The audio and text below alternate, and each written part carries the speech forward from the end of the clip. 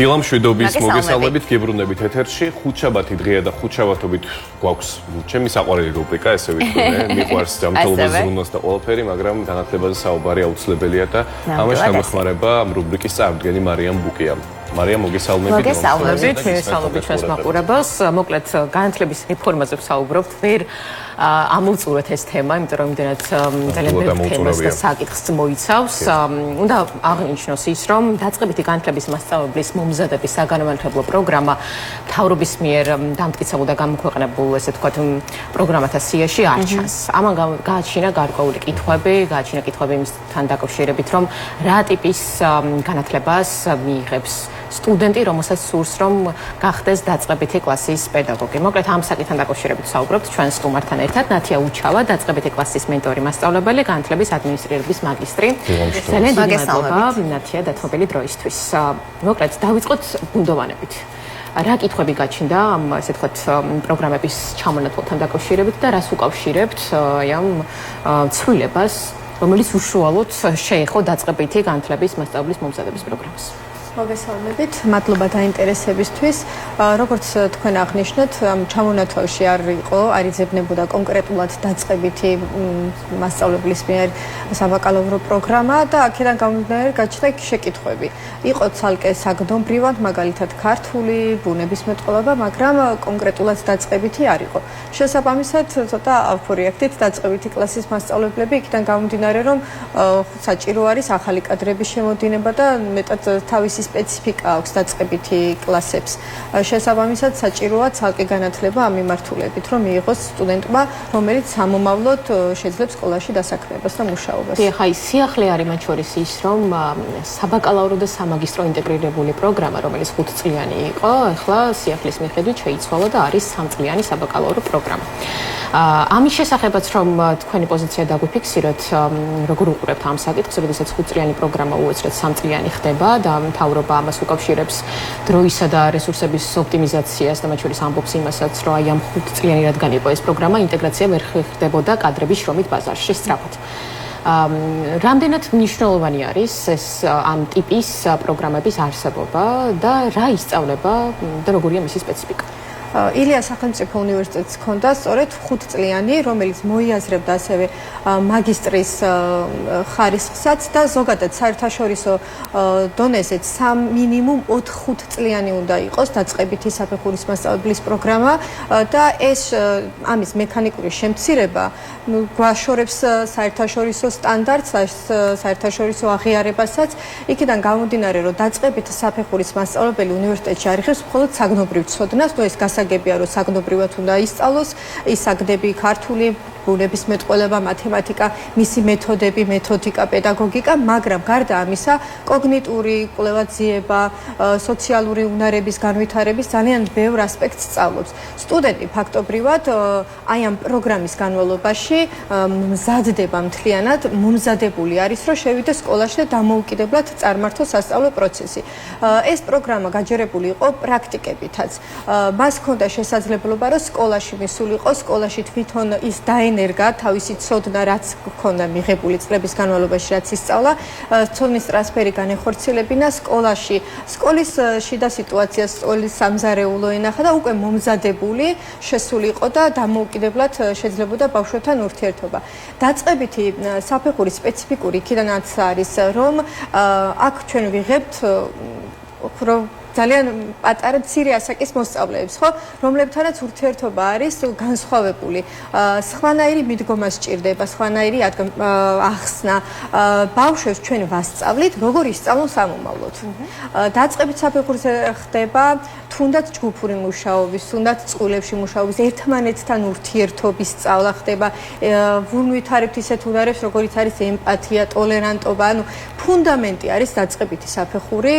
მე ზოგადად ასე შეიძლება მიკორწებულად, მაგრამ ფუნდამენტი მგონია დაწყებითი საფეხური და ეს როდესაც არის გაძლიერებული და მყარად შესაბამისად ეს მოსწავლე შემდეგ საფეხურებზეც უფრო თამამად და თავისუფლად გადავა მომზადებული და თუ ამას მოვაკლებთ ჩვენ ასე ვთქვათ წლებს, გამოვშიგნავთ, რაღაცა გამოვახშირებთ, იმ შედეგს ვერ მივიღებთ, რაც გვინდა და რომელსაც ქვია ასე ვთქვათ ხარისხიანი განათლება. დიახ, გამოიწვევს ბუნებრივია ფუნდამენტის მოშლა, სრული კონსტრუქციის ჩამოშლას გამოიწვევს და დიდი იმედები მოგიქონიოთ რომ ეს ასე არ მოხდება, მაგრამ ვიდრე შენ კითხვას დაუსვამ მე ჩვენ სტუმარს ჩვენ ახალ ფანტას შევთავაზებ, ფანტა ბროწეულის არომატით და გემოთი, რომელმაც უკვე დაიმსახურა ჩემი მოწონება, შეიძლება მაყურებლის მოწონებაც კიდევაც. აღარში გაწყვეტინოთ. მოკლედ დაუბრუნდეთ ისევ განათლებას და ამ რეფორმას. მე მაინტერესებს ახლა გასაგებია რომ ცვლილებები პროგრამაში განხორციელდა და ამან გარკვეული ბუნდოვანება გააჩინა უპირველესად აკადემიურ სივრცეში. აი დაწყებითი განათლების სფეროში რა რჩება გამოწვევად? რაც აისახება, ესე ვთქვათ, ძალიან მძიმე დარტყმით, იმიტომ რომ ვიცით, რომ არის ინფრასტრუქტურის თვალსაზრისით პრობლემები, არის დაუშვათ რესურსების სიმწირე, თუნდაც პროექტორების სიმწირე და ასე შემდეგ, რაც შემდგომ უკვე განათლების ხარისხზე აისახება, ბუნებრივია, აი თქვენი პოზიციაც აინტერესებს. მოსწავლეებს არათანაბარ პირობებში უწევთ განათლების მიღება. მოდი ვთქვათ, რომ ყველა სკოლა არ არის გამართული ინფრასტრუქტურულად, განსაკუთრებით ეს ეხება რეგიონებს. არის სკოლები, რომლებსაც კი ბატონო აქვთ მეტნაკლებად ინფრასტრუქტურა მოწესრიგებული ტექნოლოგიები, მაგრამ არის სკოლები, სადაც უბრალოდ არ არსებობს და ძალიან ესეთ პირობებში უწევთ ბავშვებს განათლების მიღება.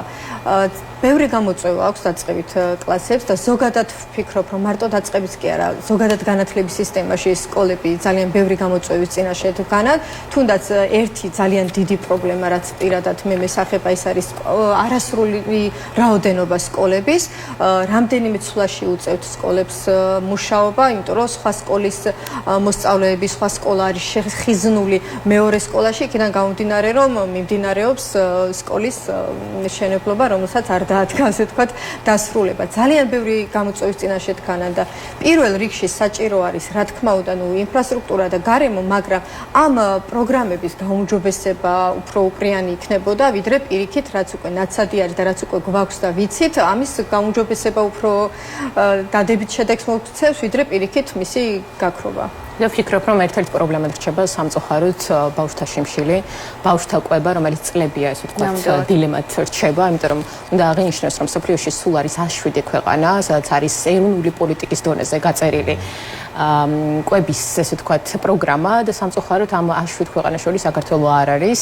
უნდა ითქვას, რომ სოფლიო პოლიტიკა და ზოგადად გაეროს პოლიტიკა ასეთია, რომ 2030 წლისთვის არც ერთი ბავშვი შიმშილობდეს სოფლიოში.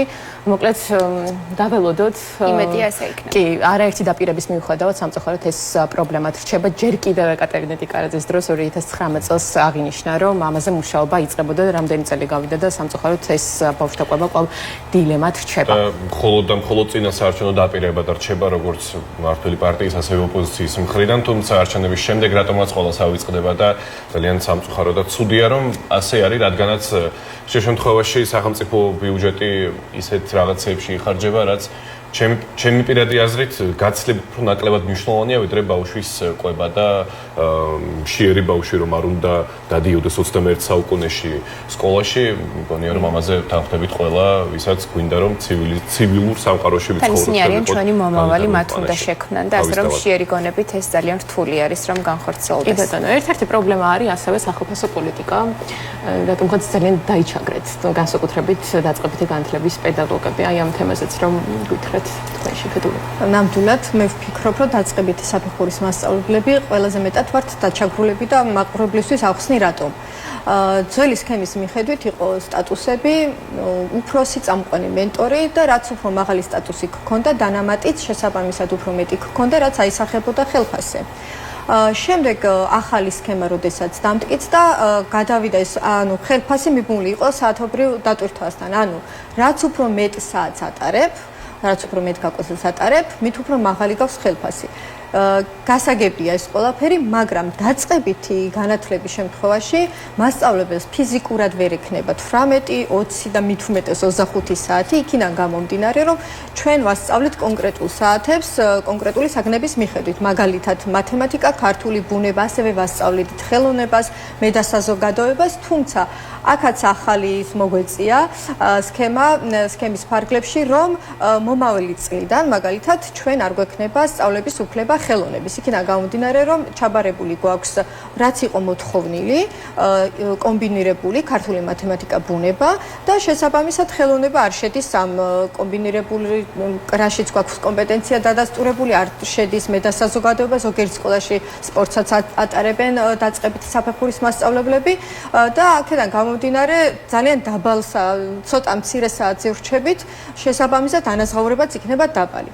იყო საუბარი თითქოს რომ მოხდებოდა გადამზადება ამ საგნებში, ან რაღაცა ტრენინგების გავლა, რის მიხედვითაც მოგვენიჭებოდა უფლება რომ გვესწავლებინა, მაგრამ რატომღაც ეს არ მოხდა ასე და რომ ალბათ გაგიჩნდებათ შეკითხვა რომ მაშინ დაადასტურე საგანი ხო და გადი ხელოვნების გამოცდაზე თუ გინდა რომ ასწავლო დაწყებითი. კი ბატონო, უბრალოდ აქაც ერთი დიდი გამოწვევაა რომ არ არსებობს დაწყებითისთვის შექმნილი საგამოცდო ტესტები, ასე ვთქვათ, რომელიც მომცემს იმის საშუალებას, რომ დავამტკიცო, ანუ თუ მინდა რომ ხელოვნება ვასწავლო, თუ მინდა რომ მედასაზოგადოება ვასწავლო, მაშინ უნდა ჩავაბარო ის მთლიანი სრული პროგრამა, რასაც მაღალი კლასის მასწავლებლები ასწავლიან.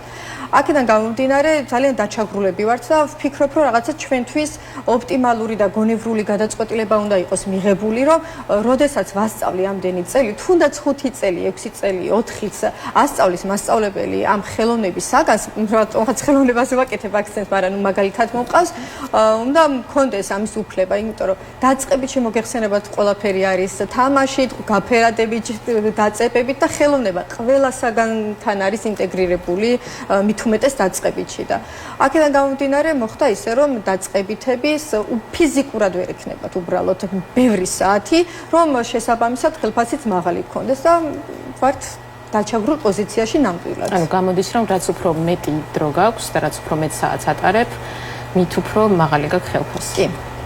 ბუნებრივია რომ ეს გამოიწვევს იმას რომ მე უფრო გადაღლილ პედაგოგს გადაღლის და კიდევ ნახეთ ერთი დიდი პრობლემა არის აქ ახალი კადრების შემოდინებაც იკლებს.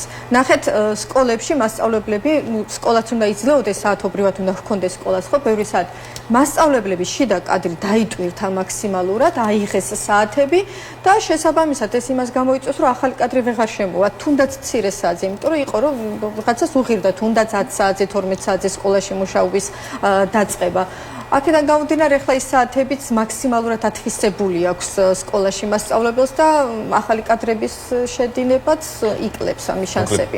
დიდი იმედი ვიქონიოთ, რომ ეს განათლების ეს რეფორმა, რომელმაც სხვადასხვა გამოიწვია, განხორციელდება საზოგადოებრივი მაქსიმალური ჩართულობით და რაც მნიშვნელოვანია, დიდი იმედი ვიქონიოთ იმისა, რომ ხელისუფლება უფრო მეტად შეისმენს ამ სფეროს წარმომადგენლების, სპეციალისტების და საზოგადოების სიგნალებს და ჩვენ ამის კონტურები დავინახეთ აქამდე უკვე იყო გარკვეული მიმდინარეობა, რასაც შეეწინამდე საზოგადოების დიდი ნაწილი და ეს გაითვალისწინა, მე მგონია რომ ხელისუფლებამ და მგონია რომ აქაც უნდა გამოიყენოს მსგავსი მიდგომა და შეისმინოს კიდევ ისევ და ისევ ამ სფეროში დასაქმებულთა და სპეციალისტთა მოსაზრებები. და ეს პროგრამების ჩამონათვალი მე იმედი მაქვს რომ არ არის საბოლოო და ვიხილავთ პროგრამების ჩამონაცვალში დაწყებითი განათლების მასწავლებლის მომზადების საგანმანათლებლო პროგრამას, რაც მართლაც მნიშვნელოვანია. აუცილებელია მე ესე ვთქვი. როგორც ჩვენ თქვი, რომ ჩვენ თუ არ ჩავერთვებით და არ ვიზრუნებთ ჩვენი ქვეყნის მომავალზე, ამას სხვა ჩვენს ნაცვლად ვერავინ ვერ გააკეთებს, ამიტომაც მაქსიმალურად უნდა აიღოს ჩვენმა საზოგადოებამ პასუხისმგებლობა და როდესაც იქნება მსგავსი გადაწყვეტილებები, დავაფიქსროთ ყველამ ჩვენი აზრი, რომ მივიღოთ უკეთესი მომავალი. ეს არის ერთ-ერთი მნიშვნელოვანი რამ,